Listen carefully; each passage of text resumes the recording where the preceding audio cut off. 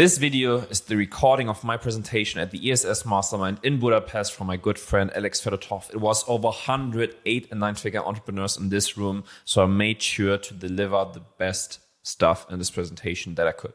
So first of all, I'm talking about the psychological principles on how people buy and how to sell to people.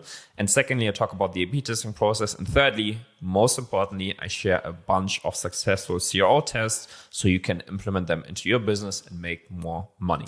So this is also how I've built and structured the presentation. We're going to start with the foundations first, and then over time, we're going to get more into the nitty-gritty stuff. So I would say let's get right into it.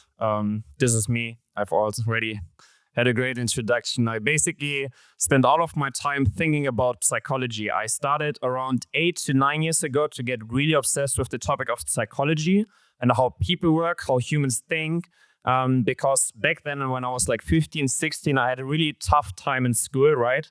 Maybe some of you can resonate with this, where you're in like a certain system and you don't think or you feel like you belong there, and it's like you're just by yourself. So that's when I started picking up the whole topic of personal development, of psychology, of motivation, because I wanted to get an understanding of, okay, how can I motivate myself? How can I set goals? How can I achieve them? And then also in the second way, like how do I influence the relationships that I have with other people, right?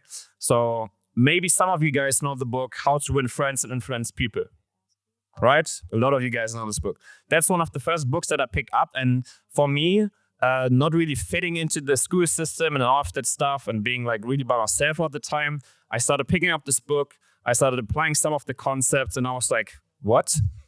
There's like certain strategies that I can use in the day-to-day in the school or with teachers or my parents that will have a positive impact on the relationships, or that will actually have a higher chance of me getting a certain result or a certain outcome. And that back in the days when I was 16, 17 years old, just made me so curious around this whole topic of psychology, how we work. So I got like really, really, really deep into it. And only years later, like 5-6 years later, I then started to get into e-commerce and marketing and then conversion optimization. And a lot of people throw conversion optimization around as like a buzzword where you have to put certain trust badges under the call to action or some weird stuff like that. It's like when you Google it, that's like the first stuff you see everywhere. But actually this whole topic, and that's why I want to start with the foundations, is based on psychology. It's based on the understanding of how do people think, how can you influence that behavior, right? It's the same with marketing. It all comes back to humans. You push ads out to humans. You have a landing page that humans see, right? It's a bit detached because we all do everything on the internet and we don't have the prospects and customers in front of us, but you're still interacting with human beings, right? On a different scale, because you have hundreds of thousands of them on your store seeing your ads, but it's still humans. So if you have this good understanding of how they think and how you can influence their behavior, then you can also do better ads, better landing pages, get a higher conversion rate. Because at the end of the day, it's only about you want to influence their behavior to click on the ad, you want to influence their behavior to put a product in their cart, and you want to influence their behavior of buying something, right? So my goal with this presentation, say if you make $1 million or more on top of what you're already making. Sounds good? Sweet. Quiz time. I promise I want to make this a bit interactive. I want to keep everyone aware and attentive. Oh, damn, I fucked it up. How do we make our money? Sales. Yeah, I fucked it up a bit. I took the pointer away. We make our money by selling stuff. And the question I would always ask with that is, how do we sell stuff? And why do people buy stuff, right?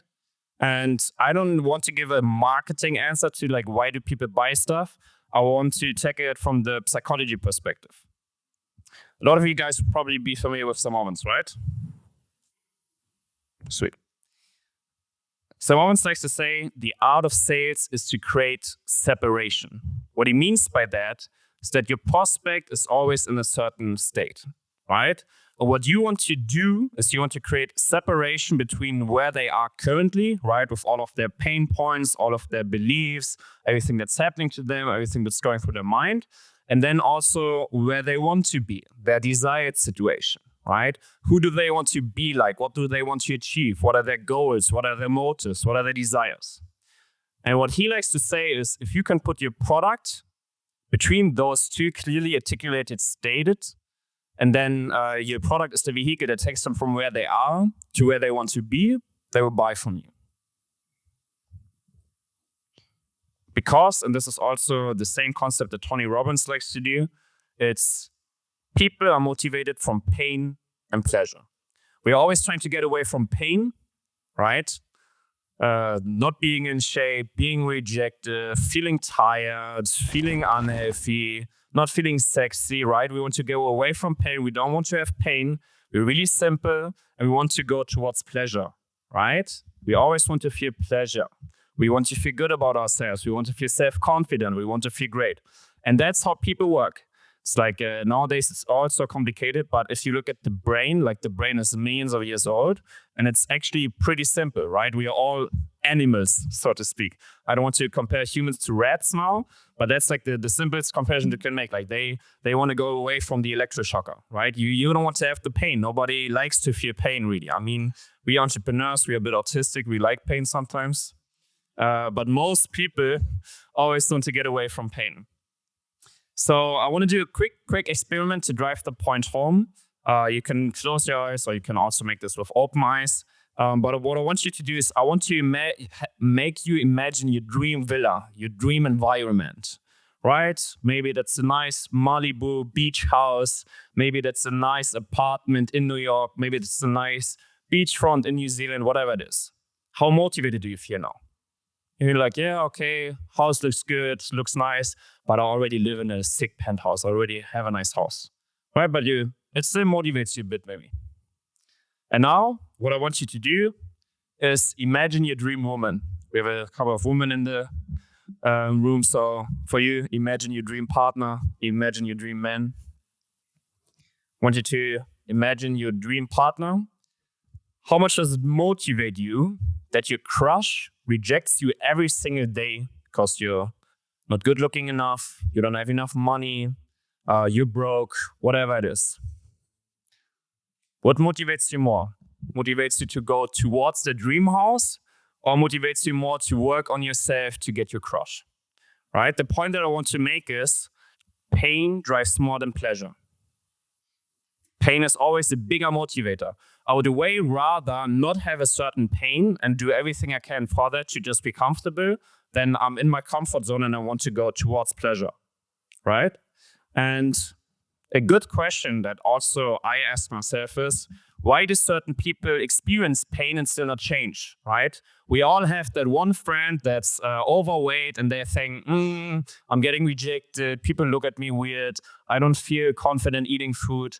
And then you ask like, yeah, okay, why don't you go to the gym? Why don't you change your diet? Why don't you start working on yourself, right? Like, how can you experience this pain? How can you be rejected and you don't do anything? It's weird, right? Probably all experienced this. And the reason why they haven't started acting is because they have not crossed the so-called emotional pain threshold. This is a great concept from Tony Robbins. And basically what this means is that people can endure pain, right? Like if I have a bit of pain, maybe I'm feeling an 8 out of 10, self-confident, maybe I just have like a bit of fat around my belly. It's a bit of pain, right? But it's not big enough pain where I'm like, okay, fuck, I need to change something. And the point is that as soon as a person exceeds their pain threshold, then they get the motivation to change something. As soon as the pain gets too big, where they're like, okay, I cannot endure this pain anymore, I need to change something. And this is different for every person, right? But the point is, you need to hit or exceed the pain threshold to get the motivation to act. And therefore, it is your job, every single person in here, as a marketer, to exceed this pain threshold in the ads, on the landing pages, and in the communication with the customer, so you get them to buy, right? If you can make the pain big enough, exceed their pain threshold, then they will have the motivation to act, and then they're going to buy the product to get rid of the pain. Does it make sense? Sweet. So now we have the foundations out of the way. I want to give you some examples, because this is a concept right now. This is the foundation, right? Make a big enough pain and then get them to act. So I want to show you some different examples of how, for example, you can apply this to the landing pages. I want you all to take a second, just check out this example. Just read through the copy a bit. What is the product that's being sold?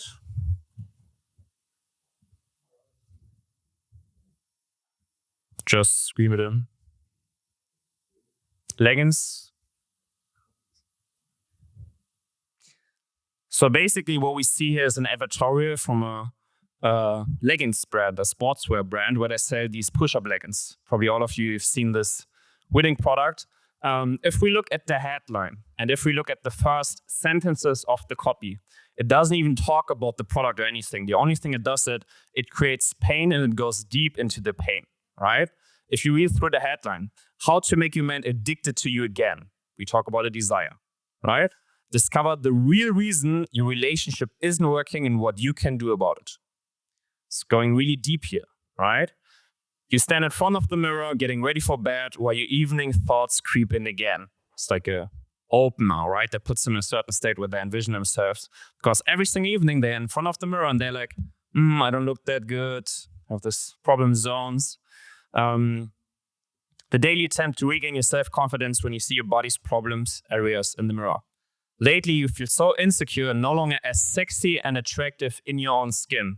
Slowly, you start to feel that your man no longer desires you as he once did, and it breaks your heart. Even your sex life is far from what it used to be. So at this point, we really have them hooked, right? We got so deep into their pain and into what they're experiencing. And this is, you obviously need to do a bunch of research for this, right? To understand this about your target audience. But this is basically how you want to apply that to your landing page. You can see we don't talk about the product, we don't talk about the solution. All we do is really, really capture them and make the pain really, really big.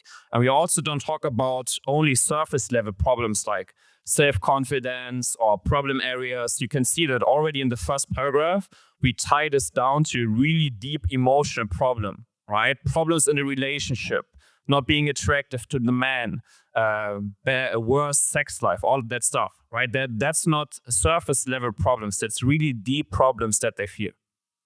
So this is an example of one of the landing pages.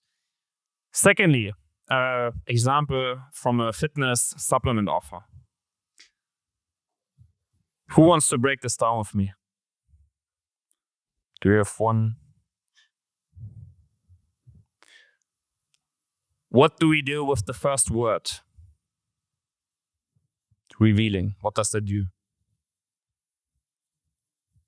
Evokes curiosity, right? Revealing, like what is being revealed.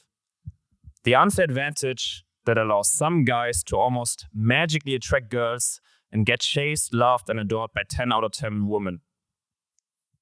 Here we already introduced a unique mechanism, and then we talk about what others have that you don't have that helps them live the life of their dreams. And then we go into the current situation where we say, why you struggle to get a text back, a match on Tinder, let alone a serious date or a girlfriend, right? We talk about the current situation with everything that's going on. And then what do? We say, and no, it's not game, looks, hate, money, or any stupid pickup artist technique. We say there are so many other potential solutions in the market that are being suggested to you that also all don't work. And this unique new mechanism or solution that we're now going to give you is completely different from everything you know. So we evoke the curiosity, we talk about the desired situation, we talk about the current situation with all of the pains, and we position it as something completely new and completely different to all of their objections or what they already know.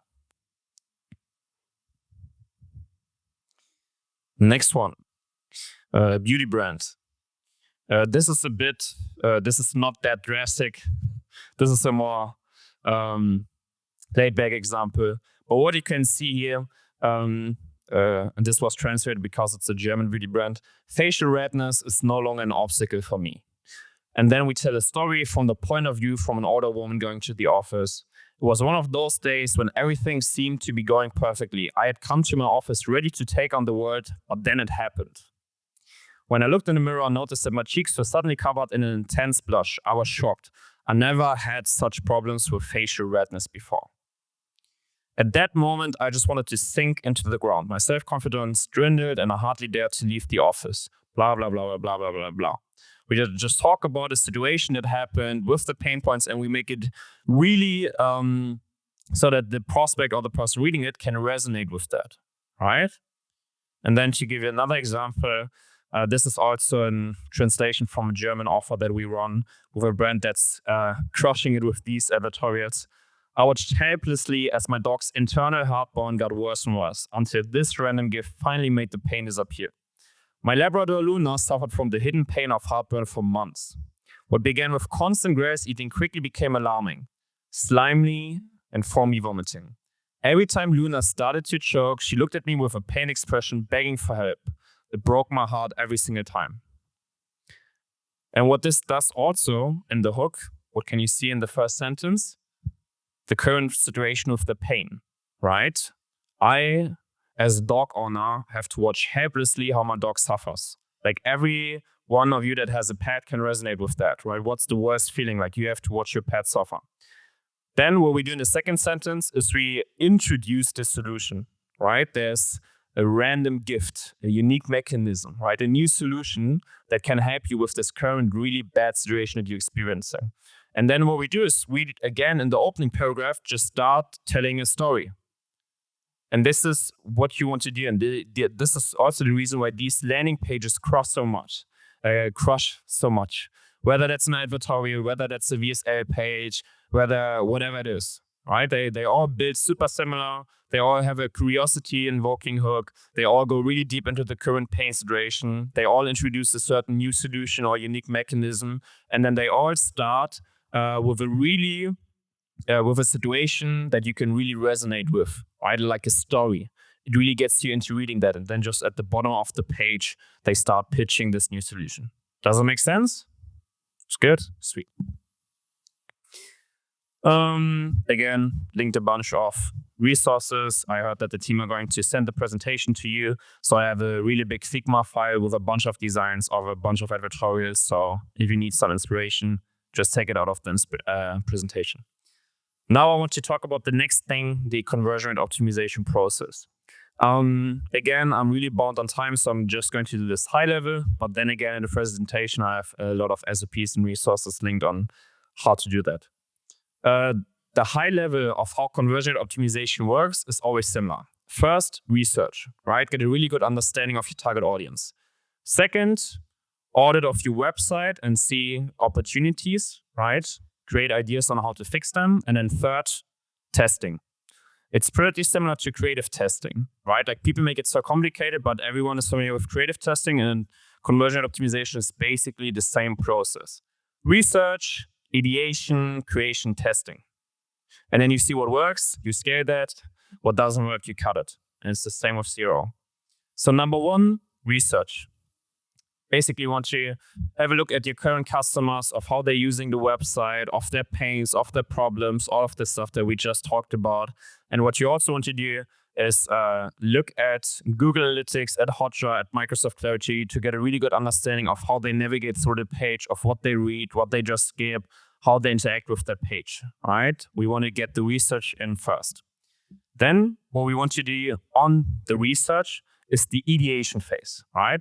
So we just have a big list where we write down a bunch of ideas on how to fix the problems that we currently have. Low conversion rate, low average order value, a lot of cart abandonments, a lot of checkout abandonments, whatever it is, right? We just, first of all, want to create a good overview of all of the ideas that we have to fix the page, right? It's, again, similar to new creators. Write down the hooks, write down all that stuff. So that's what we do in this step. In the next step, we then do impact rating. Super easy to open up any website, write down 100 ideas, right? You basically want to grade them for impact. So you want to make sure that you take the ideas with the highest probability of success and test them first.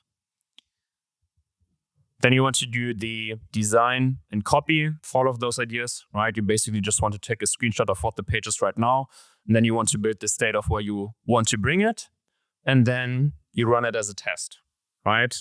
Everybody should be familiar with this, but it's basically You push 50% of the traffic to the control and then 50% to the page where you made the changes. And then you look at the results and you look at the performance. And what's really important for this is first compound effect, right? You need to do a lot of testing to get a lot of results in. So you want to aim for 4 to 5 tests a month. And the second thing, and this is a common error, that a lot of people, they don't wait to hit significant results, right? Again, analogy, imagine running 5 creatives. They all get $100 spent. One creative has a 3x ROAS, another one has a 7x. This $100 ad spend wouldn't be enough data for you to say, I would put a 10K daily budget on the 7x ROAS creative, right? Wouldn't. You would say, okay, I need more data. And it's the same with the website. A lot of people, they do A/B tests and then they let it run for 3 days. And then they're like, oh, nice. The one outperforms it by 10%. Bam. Implement it. But you want to rate for more data, right? You want to have at least 20,000 people inside the test and at least 1,000 conversions. So you can actually say this is valid data, right? You don't want to make the error of having a false positive, meaning you think it's performing better. You implement it, but then it has a negative impact. All right, so this is super, super important. Just want to give you an example of how this process can look like, right? Just so you see it in action. This is a really good example from a fashion brand that we've worked with. They were like, okay, let's push all of the traffic to the homepage, right? Makes sense. On the homepage, they can see the brand, they can see the products and all that stuff. And the founders were like, okay, when they're on the homepage, they're just scrolling down and then they're going to find what they want and buy it. Makes sense. Yeah? But what actually happened when we looked at the user recordings were that people didn't really scroll down. They instantly clicked on the menu and then clicked on the collection they wanted to go to. That's what happened when we looked at data from the user recordings. When we checked out the Google Analytics data, we could see that all of the users were going to these 3 collections. So we looked at user recordings first to see what they were doing, and then we looked at Google Analytics to verify that data. And here we can see the same story being told. You can see that 99% of users go to these 3 collections when they're on the menu. So we were like, okay, why don't we just give them these 3 collections that everybody clicks on and put it right on the homepage? So they don't have to open up the menu anymore, but they can just directly click on it when they're on the homepage, right? So we basically made it easier for them to get to the product that they want to buy. So you can see on the left-hand side, first they had to open up the menu and then click somewhere. And now on the right-hand side, you can see the change, making the user journey less frictionless, right? Making it more smoother for them to go to the product that they want to buy. And then again, this is how an A/B test work. What I just said, you want to split the traffic 50-50 between the old variant, just the regular homepage in this case, and the new variant, where we, for example, put the most clicked collections in the above the fold. And this is just random data, but the thing that's real was the 16% in conversion rate increase, which can show you that, for example, if you make the customer journey easier, if you make it smoother for them, that also has a positive impact on conversions. And now, just want to show you a bunch of different examples so you can also get some ideas. What should I test? What area should I look at, right? I have to rush a bit because I was told we don't have that much time, but I'm hoping this is good for everyone. Is it too quick? Good? Sweet. So, probably one of the biggest impact areas is your offer and your pricing. One of the first tests that I would recommend every single one of you to run is a pricing test. What you can see in this is the data of a pricing test that we run, where you see that the control was the $34.99, which you can see in the middle. And then the results are super, super interesting for this test, and that's why I wanted to show it. Because you would think, okay, if I decrease my price, I will get more conversions. That's what we think, right? Make it cheaper, more people buy. Easy. But what these results show you, that we had a higher price point that we tested, $39.99, and we had a lower that we tested, $29.99. So $5 up, $5 down. If you look at the data from the cheaper one, so the one on the bottom, the $29.99, it did have the highest conversion rate. Yes, the most people bought. But if you calculate conversion rate and the average order value, then the overall revenue per user and profit per user was the lowest.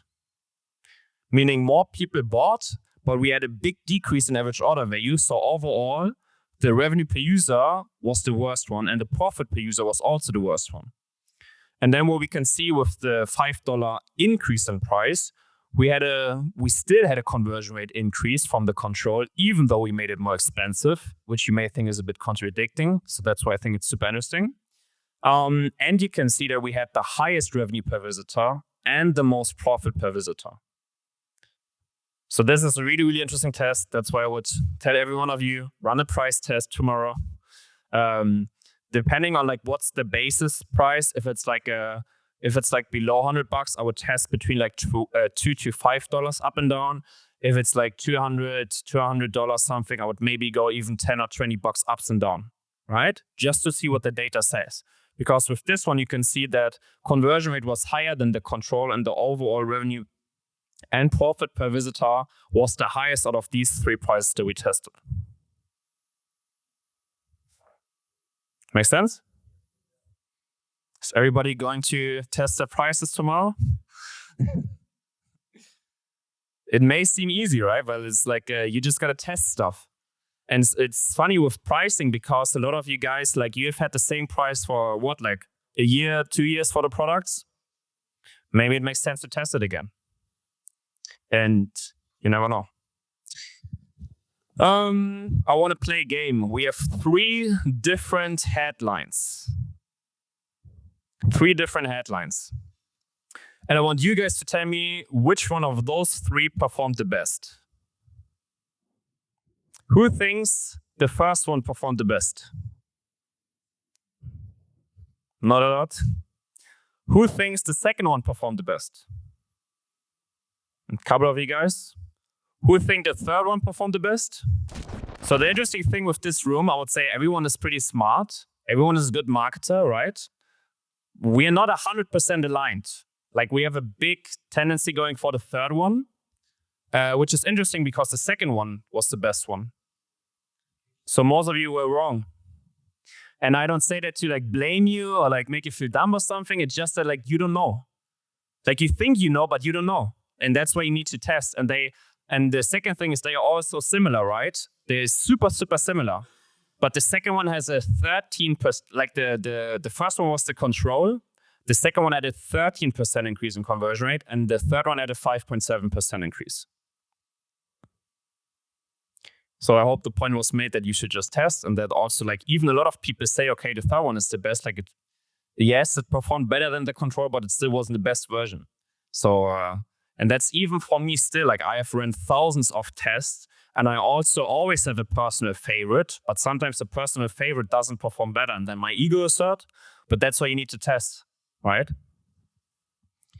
We will not play this game all of the time now. Just want to show you some more examples. Again, here we have a before and after. The left one is always the before. The right one is always the after. And I just want to show you some different designs now, some different cases, just so you can kind of get a feeling of what to test for, right? But this is just another one to get the point across. Test your value proposition, test your headlines, test your above the fold on the page. It's the first thing the users see, and it has a really, really big impact. And you can see here, like, we didn't even change the copywriting too much. We just redesigned it a bit, right? Make it a bit more concise, and it still had a 6.9% increase in conversion rate. Another one here, you can see above the fold from Normusk. Who knows Normusk still? Yeah, sweet. Half of the room. Was a pretty cool case. Some of you guys know Akash too from one of the masterminds he was in the Miami mastermind. Great product, great scaling case. And you can see, even with the fine-tune, this was the homepage. On the left-hand side, you can see Meet Maya, instantly relieve period cramps. And then on the right-hand side, we've just done some customer research. We've looked at testimonials, reviews. We've looked at the biggest reasons why they buy the product. And then we just put it in there. And it's the same, Meet Maya, but then we said healthy, drug-free, and instant period cramp relief. And you can see even those like small changes, the small fine-tuning, this still had a 2% increase in conversion rate. And I have some people tell me like, yeah, 1%, 2%, 3%, 5%. I want to have 50% better. I want to have 30% better. Yes, everyone wants to. If there was a magic pill that you could swallow that would increase your conversion rate by 50%, I would swallow it too. But there isn't. You have to also go for these smaller wins. And really important for you guys doing $1 million a month, 2 million a month, 3 million a month. What does 2% revenue increase mean? We're talking about $20,000, $30,000, $50,000, right? So it sounds small, but the bigger you grow, the more volume you have, the more these small fine-tuned impacts matter. Another one, I gave the example of KinoBuddy earlier. What can also make sense for you is not only to test the pricing of the hero product you have or of the products that work, but also test the offer itself, right? Maybe you want to create a bundle offer. Maybe you want to add a digital product. Maybe you want to put together a skincare routine, a hair care routine, right? A supplement routine, maybe different pain relief products so that they don't have pain anymore. This especially works really well in really saturated niches and really sophisticated markets, just because your audience has been penetrated a lot. They've seen a lot. The consumer becomes smarter and smarter and smarter. So sometimes it really makes sense to create a new offer or to bundle up something, because then you can position it as something new. Oftentimes it doesn't have to be something new, but if the perception from the consumers that it is something new, then it already gets you the sale. So here, for example, for KinoBuddy, what we did is he had this Kino Mojo, the supplement booster for testosterone. If you type in testosterone in the Facebook ad library, you're going to see 1,000 ads that have just been launched today. So in the most competitive markets in the US. So they weren't quite successful with it. So just saying, this will increase your testosterone, right? That's like 2017. So here, basically just what we did is we combined the testosterone booster with the pre-workout booster with a digital product and gave it a completely different packaging. We called it the Mojo Mastery Challenge. We didn't sell it as a testosterone booster anymore. We sold it as a 30-day challenge to get in shape, get leaner, get stronger, increase testosterone. Right? It was a completely different thing. We didn't invent a new product. We didn't hire anyone new. We didn't make really anything new apart from 1 or 2 new pictures or like the design for the ebook. But it felt completely new to the consumer. So sometimes you also want to think about, okay, especially if you're in a saturated market, what can I do to create a new unique mechanism, a new solution, a new packaging that feels completely new to my customers, to the target audience? Because, and the smartest people, also Merrick talks about this unique mechanism. Unique mechanism, unique mechanism. It's not often about the product, especially nowadays with that many people in the market that you have a new product. It's oftentimes just better marketing, better positioning, better VSLs, better landing pages, better way of explaining it to the customer that will get you the sale. And also, nobody can steal this. Right? It's like really difficult. It takes a lot of effort to steal this. I have a really, really great beauty brand here, but we also have the pleasure of having a talk later that I'm really looking forward from Ignazi. A great example from this one is at some point, we added another top bar that you could see on the complete store. And it was just like 3 to 4 small value propositions for the store, like fast shipping, hundreds of thousands of happy customers, free returns, all of that stuff, right? So sometimes it can even be a top bar like that where you give them more benefits of what they should buy from you, or countdown timer or special sale, right? But this can also be really interesting to test. Another one, especially if you have like a more regular online shop and not like a funnel, test around with the menu, with the navigation. I really like to put as much trust in social proof and testimonials in every single step of the customer journey. And if, for example, you have white space on the menu, like on the left-hand side, use that white space, right? When they're navigating across your store, because every single touch point with the prospect matters. Every single touch point that we can improve is going to have an impact on the conversion rate. So here, for example, we put a testimonial, we put a trust pilot into the menu drawer. I don't know if you've ever seen something like that. Maybe a bit new, right? But this also can make a lot of sense because we think about, okay, we want to maximize every single touch point in the whole customer journey. Another great example with the menu is, this is just a small one because it's a fashion brand, but you want to think about, okay, how can I make the navigation in the menu as easy as possible? So here, for example, this was a brand selling these slippers, and they just pushed to collection pages where they had all of the products. So what we did is we separated male and female products, and then we put it in the menu too, so that they can directly go into the product they want, because you also want to make the customer journey less long, basically, on the store. You want to make it as easy as possible to get them to the product they want to buy and then buy it. You don't really want to have any friction. You don't want them to click on slides, click on a female product, but they are male, and then they have to click back, and then they have to find a male product and all of that stuff. You want to think about, okay, how can I make it easy for them to reach the product that they want to buy? Similar to the fashion brand example that we did earlier. Another one for the menu, right? Just because it's so important. Here we did a complete makeover. We added pictures to the menu. We added some reviews to the menu. For every single product, we added a small value proposition, right? Which is what you can see here. Movie star masterclass, slice of fat, gain muscle size, and get into a movie star shape. Let's say you have a skincare brand. You have tens, hundreds of products, right? This could also maybe be really interesting for you. If you have a menu, not to just make the prospect find what they want by the name, but under each name, put like a small sentence. This is against acne. This is against pimples. This is for hydration. This is for, I don't know, whatever else there is. I'm not using that much skincare.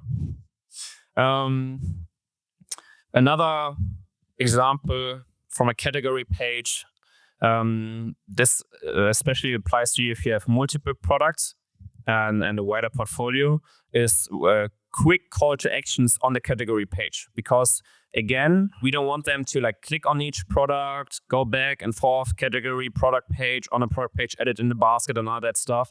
You again want to think about how to make the customer journey more frictionless, more seamless. So if you have a brand that has a wide product range and typically have multiple products in the orders, then this could be interesting for you.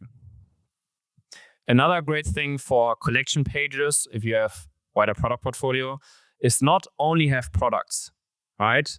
Most people don't really care about homepage, collection page, FAQ page, all that stuff, but it's really important. So a thing that we have tested across multiple brands is, for example, show 6 to 8 products and then show a testimonial. Show 6 to 8 products, show about us section. 6 to 8 products, FAQ, right? You want to, again, think about customer journey touchpoint maximization. And here they see a couple of products, they scroll through it, they see a testimonial, builds trust. They see a couple of products, they see a value proposition or a brand story, creates trust, right? So this can also be really interesting to test on the category pages. Another thing for product page that we sometimes like to do, depends on like the complexity of the product or if there's like a lot of returns or stuff, is add a FAQ link in the above the fold of the product page. So here it's again this like slides brand, and we just saw that in the customer service and in the customer research. They oftentimes had like questions during the customer journey. So we just put this small link in the above the fold that says we answered your questions, and if they click on it, we scroll them down to the FAQ section that's on the product page. Can also be interesting. Another one that we also often tested, this works well, I assume probably most of you guys have this already, is to calculate the amount that they're saving. If you run an offer, if you have a discount, and not say like the percentage amount, don't say 10%, 20%, 30%. You want to calculate the amount for them. Because this, again, think about making the customer journey easier. You don't want them to calculate 17% of $140. You just want to hand it to them on a silver platter. You just want to say, listen up, you're saving $20. And then I can think, okay, $20. I know how much $20 is, right? Another one for the cart drawer. We see this a lot of times, cart drawer. At this stage, they've decided for the brand, they have decided for the product. So in the cart drawer, in the checkout process, it's oftentimes about giving them a small push, giving them a certain reassurance, giving them a certain nudge. So what you can do in the cart drawer, for example, is having a small bar at the top saying, hey, congratulations, your products are waiting for you. Or, hey, you're going to love these products. Or something like that, right? Give them a small confirmation that they are making the right decision now. Because at this point, they just have a bit of like anxiety, bias, remorse, right? Because they've already decided for you and the product. And you just need to give them like a small push over the edge. Another example, which we've also tested multiple times, some people use cart pages so that every single time somebody pushes the cart or they click on the cart icon, they go on a unique standalone page. But again, we oftentimes tested it against having a cart drawer, and the cart drawer almost outperformed every single time because it's so much easier for them to like click it, close it, go back to their customer journey and not having to like load a new page every single time. Right? So this can also be interesting. Checkout process, again, we want to think about nudging. We want to think about giving them a small pat on the back, reassurance. So what we oftentimes do is add trust elements in the checkout. We have hundreds of thousands of happy customers. We have free shipping, free returns. We have a money back guarantee. We have this, we have that, right? Just again, give them some more reassurance. Again, I've linked a bunch of resources, a bunch of SOPs here. I hope this was not too quick, but again, if you guys have questions or anything afterward, feel free to text me on my socials. Feel free to come to me during this event. If you enjoyed this video and me talking about the mastermind, then I really encourage you to watch the next video that I'm going to link down below and show on screen, where I sat down with one of the people from this mastermind called Merrick Bednar, a 9-figure entrepreneur, and asked him around his mindset and his approach to business. So go and watch that video now.